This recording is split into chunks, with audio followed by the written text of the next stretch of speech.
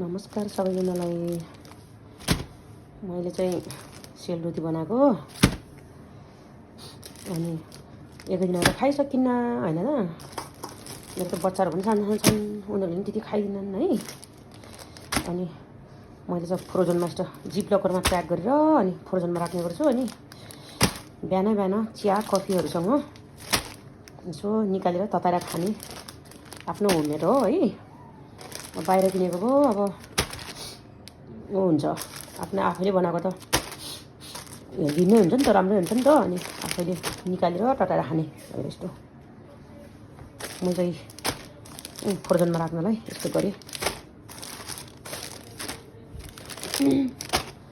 एउटा बहिनीले यो सेलरोटीको भिडियो बनाउँदै गर्दा एउटा कुरा भन्न मन लाग्यो। एकजना बहिनीले चाहिँ दिदी मैले चाहिँ भिडियो बनाएर मलाई पोस्ट गर्न मन लाग्छ, तर अरू मान्छेले नराम्रो नराम्रो जज गर्छन्, अनि त्यो भएर मलाई भिडियो बनाएर पोस्टै गर्न मन लाग्दैन अरे क्या। बहिनी मैले तपाईँलाई यही भिडियोबाट भन्छु हैन, अरूले त्यसो जज गर्छन् भन्नेतिर सरकार नराख्नु हैन। तपाईँलाई कस्तो लाग्छ है, मैले कसैलाई पनि जज गर्दैन हैन। अनि अरूले मलाई जज गर्लान् भन्ने मैले सोच्दैन हैन। तर जज गरे पनि मैले बाल मतलब छैन, आफ्नो काम गर्ने हो हैन। अहिलेको जमानामा नि बहिनी अब बोल्नेको थुक पनि बिक्छ हैन, अनि नबोल्नेको तपाईँको घिउ पनि बिक्दैन है। हामी बोल्न सिक्नुपर्छ। भिडियो बनाउन जाँदा बेला अब बोल्ने इम्प्रुभ हुँदै जान्छ हैन। क्यामेराको अगाडि फेस गर्न सकिन्छ है।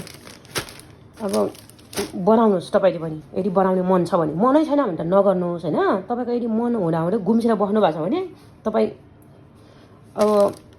चाहिँ आफ्नो चाहिँ सीमा चाहिँ गर्नुहोस्, तोड्नुहोस्। तपाईँ चाहिँ त्यस्तो गुम्सेर नबस्नुहोस् है। मैले त गाइडलाइन त्यही गर्छु। मैले रोटी उगेर पनि मैले अहिले बोलेर भिडियो बनाएँ हैन।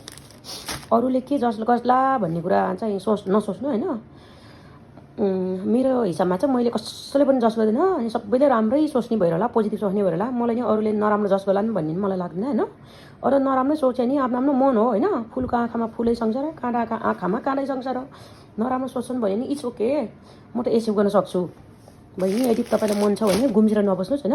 भिडियो जे आउँछ त्यही बनाउनुहोस्, पोस्ट गर्नुहोस् हैन है। मैले त्यही भन्न चाहेँ है त बहिनी। ओके बाई बाई सबैजनालाई।